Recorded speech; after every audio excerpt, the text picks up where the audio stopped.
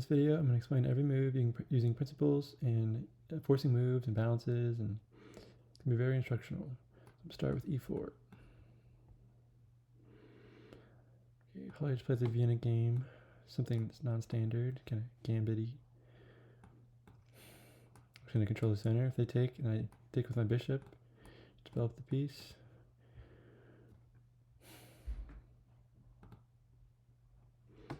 What do I want to do? I could close the position, kind of. Or I could just trade, or I could try to develop my bishop. I think I need to take this pawn while I can. Probably. Although you're really not supposed to move your piece more than once in the opening. Let's just maybe we go here. Defend the pawn. But then we've got a problem if they try to defend this pawn. Then it's going to mess up a pawn structure, and I won't be able to castle kingside. What's the castle queenside? I mean, this doesn't feel right doing that. So.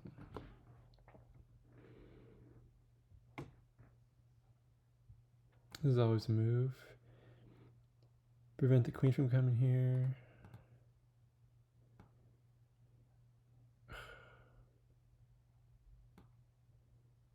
What if I went here? What if they went here? That's funny. Might as well develop my queen, right? Because they can't actually take my bishop with their pawn because the pawn is pinned to their king. Little fancy move there. Okay, so they try to close down the position, so I figured probably happen. Maybe you could move the knight first to prevent the queen here from checking my king. Then I might have to push this pawn and try to attack the weakest, attack the end of the pawn chain. So I knew I probably should have actually just took that pawn with my bishop as soon as possible and just accepted that the knight move would happen.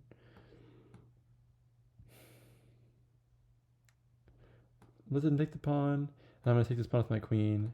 If we were to capture that pawn, you know, they take, we take, but then bishop takes, check. Yeah, I don't like that.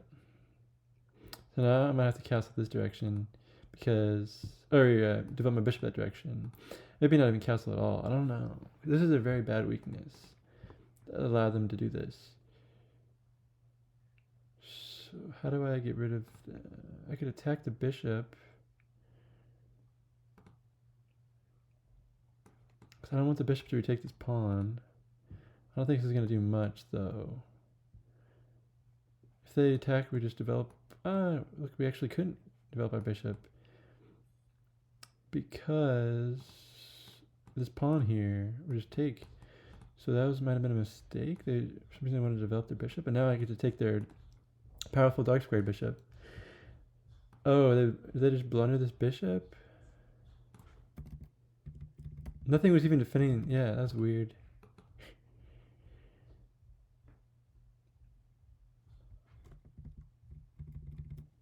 Okay, so I'll take this pawn and then develop this file for my rook. Or actually, here, I'll go here first. This is a check. Oh, should I take it with my bishop? I don't know. Yeah, this is also good, because if they castle kingside, actually looks like they will. I can just move, attack them. This is bad now that I allowed them to move the queen down. Because if we trade queens, then I can't castle, my king's a little exposed. I don't know, it might have been better allowing them to push a pawn, attack my rook. I don't know. Maybe I should just allowed that, probably.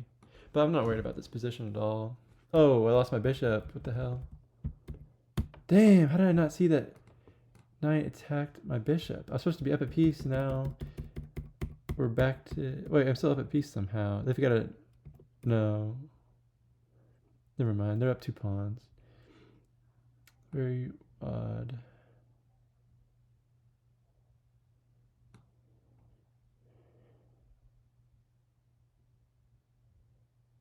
BS.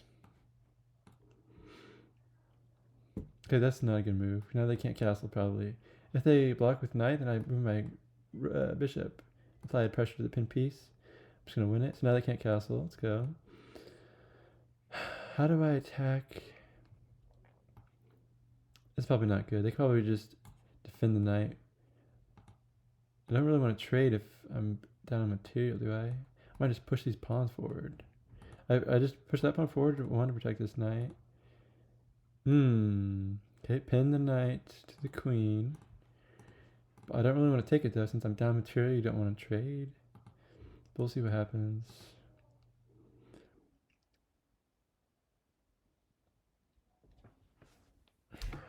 I prefer 15 plus 10 games, honestly. 10 plus 0, I don't have enough time to think. I mean, I've got 6 minutes left I could have used to think. That was so goofy to allow them to retake my bishop and trade queen so that I can't castle and my king's so exposed. Fortunately, they're kind of behind in development, so I don't have to worry about that, really them attacking me much. So if I do this, double pawns, I can try to get that pawn back. Just go here.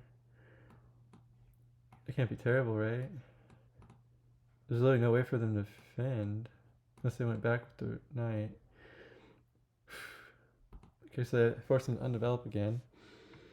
Love to see that. I think I need to develop my knight into the game somehow. I think I maybe move my rook here to prevent them from developing that rook. So now they have no piece mobility at all. I'm tying them down. I'm just gonna try to push these pawns.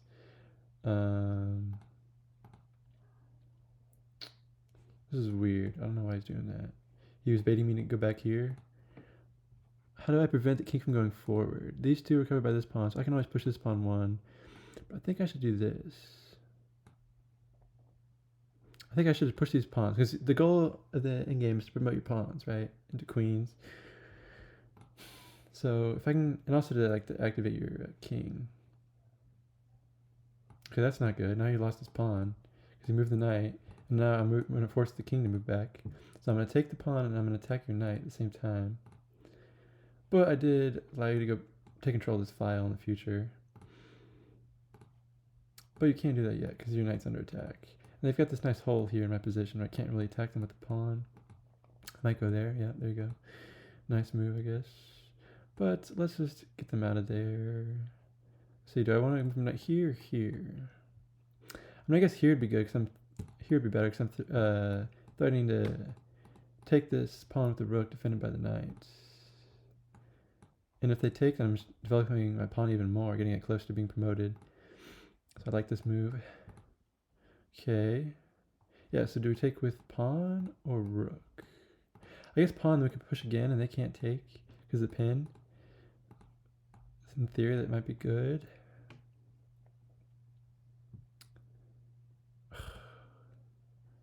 Okay. Boring.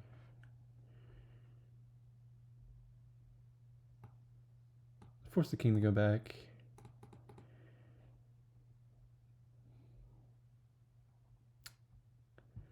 I could just keep pushing pawns. I could develop my king too. I move my rook back here. Because then I push the pawn forward. Pawn can't take. But then my pawns are stuck there. I don't like. I think I'm gonna move my king forward and use my king to defend this pawn. So you definitely need to use your king in the endgame. It's a little risky when there's still 2 rooks on the board.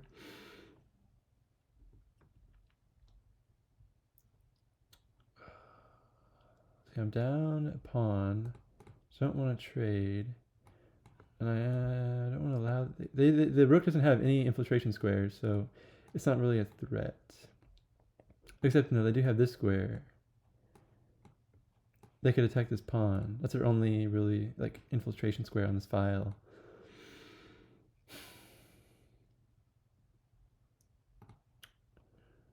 Whatever. This pawn is a huge advantage for us. However, if they pushed here, that'd be bad, maybe. But think about it, at that time we can probably get our king into the game, right? Because we can't take the pawn, because the rook would be undefended. So yeah, I think this is fine. We take the rook, they take, and then we get our king centralized into the game.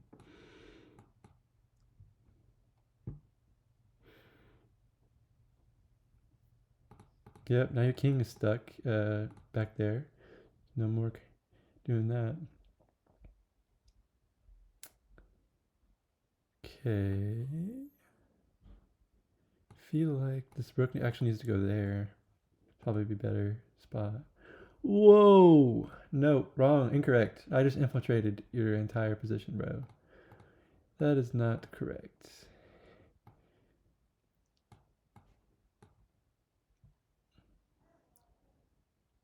They can't really attack me at all.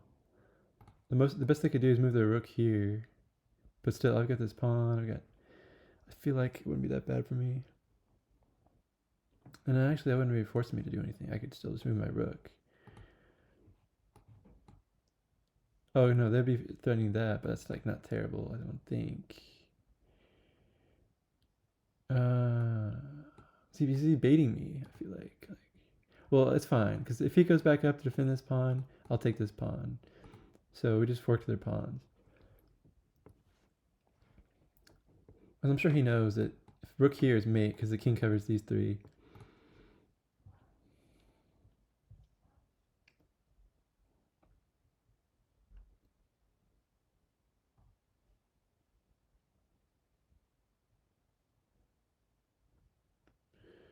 Let's see, should I threaten mate? Is that bad? What if they could still do this move at any, or even go here? I don't know. Let's just put them in check. But then they're gonna try to get over here and attack my pawns probably. But at that point, I'll have three of their pawns. Oh, they blundered their rook. I guess they didn't know they could just go there. Yeah, they resigned. All right, we'll do a game review real quick. I'll definitely analyze this at a later point in more detail by myself. Eventually, I'll get some videos posted about how to analyze games. Maybe I could do this video. I don't know. This game. It's 10% higher accuracy than them. I had a big advantage and I lost it. So it'd be interesting to see where that was. I had 4 great moves versus 2. Love to see that. But unfortunately, my opponent had more best moves than me. I did have a higher performance rating than them. Okay, let's start. Let's see, what are my Vienna game stats? 62% win rate, 97 times. Yep, it's my favorite. I don't even know the opening that well. That's not even the best move, because, let's see, the best. Okay, so pawn takes. I guess you're supposed to develop your queen, which is generally kind of risky, I thought, but I need to analyze that. This allowed the opponent to win a pawn. Right. I guess that move or what? Show fork. That's a lot. Yeah, you do not want to allow the opponent's queen to infiltrate your position and do all that to you. So apparently this is a big mistake that my opponents don't usually take advantage of. So I gotta refine my opening. Yeah, this is definitely what I get to play first, I would assume. Let's see what it says. There's a best move. Because this, like I said, this defends this square here. Then I can, in the future, if I have time, I can then continue with my plan. Let's see, probably knight, right? No, queen. Okay, that's very weird. I guess then you just push with pawn. If the queen goes check there, then bishop move wasn't good. Yeah, I knew I should have just took the pawn because of what they were able to do with their follow-up moves. And I did not even think about them pushing their pawns like this into my position, which is it's very bad if you allow your opponent to have pieces in your half of the board, right? I always say you want to neutralize your opponent's pieces. You do not want a pawn chain on your half of the board. Couldn't get worse than that in the opening, really. As long as you don't blunder, like this is very, very bad. It's the best move. I'm happy with that because I recognize that their bishop is very powerful. And I want to trade it off. Yeah, and then they just blunder this piece because after I take this with check, then I just win the bishop. But then I think I blundered it back to them. What did it happen? Yeah, that was a blunder. I could have just moved my king. Like, this is being attacked. But, what? I don't get this. Even if I move my king, they're still gonna... Okay, no. Yeah, then they can't take the bishop with a knight because the knight is pinned to the king. So best move is probably moving the king like to the left somewhere. Yeah, just straight to the left. Then I could always like castle by hand if I need to. Just put the king over there, develop the rook this way maybe. That makes a lot of sense. And then after this, whatever they play, I'm just gonna move my bishop into to safety because if they move their knight somewhere, then they're well, no. First they have to. They can't do anything really. I don't know. This knight is just stuck, pinned to the king. But okay, so I recognized this during the game too that was a blunder. I lost my bishop because I traded queens. So I knew that in the game, but I should have known that earlier. Yeah, this is a blunder because now they can't castle. A chance to win a pawn. Interesting. I don't think I saw that. Oh, nice. I forked these pawns. And this, if I would have captured this, I would have forked the king and rook. So I get a little flank pawn, I guess. Could have done that, but at least I still moved my rook. Great move. Attack the king, and they can no longer castle. Because, as I was saying, this would be very bad for them. Because if they block with knight, then bishop will win the knight, defended by the rook. So they'd have to move just have to move the king, right? That's what they did. Best move. Miss. I was trying to defend this pawn. I noticed this, but apparently, smart chess players don't think like that. They find better moves. Let's see what did we miss. The attacking move, forcing moves are best. The pawn fork. I missed the pawn fork because I was too worried about this. That's like one of the biggest things they say. It's what Silman says in the amateur's mind, is you don't want to worry about your opponent's threats and react to them. You want to find a way to ignore your opponent's threats usually by making a more forcing move or making a plan that has good compensation, pretty much.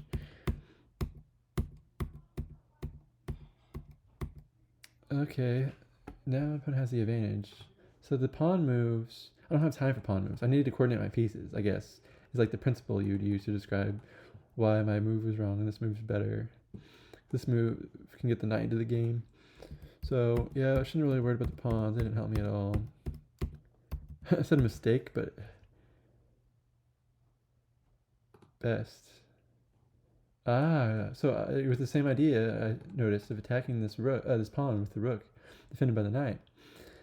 Because now the knight can't take if I go right. Interesting. Didn't see that. But I just wanted to get their piece off the board because their knight was kind of infiltrated. I kind of want to just neutralize their knight. But again, you got to think more aggressively than defensively. Or you can say more offensively than defensively minded. Okay, so what's the best move for me to trade? And there was actually a mistake for them to move it. I mean, I don't know why exactly. It says show idea pass pawn. Because practically for like a chess player using principles, this makes sense. You've got an undeveloped rook that can't be developed because these pieces block it in. You might as well trade it off, right? No, apparently that's not good. Yeah, okay. Like I said, the idea of the endgame is to promote your pawns, get past pawns, and get queens. So that's what my opponent should have done. Instead of moving the rook. I'm happy with that. Another best move. This one was only decent though. It's only good. Okay, check. And they would be forced to go back, I guess. Then I could go here, maybe. Yeah. Keep bringing the king forward. Applying pressure. Blunder. Yep. Now I can win a pawn through the fork, obviously. Saw that.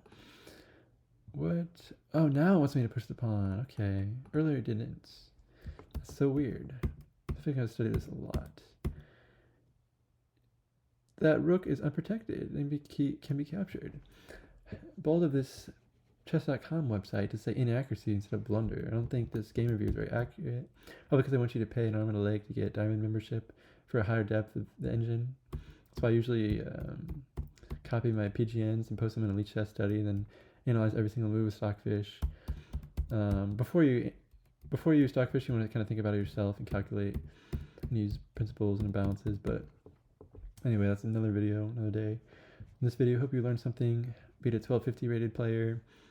So thanks for watching. Consider subscribing and following along for more videos that are educational like this one. Thanks for watching again.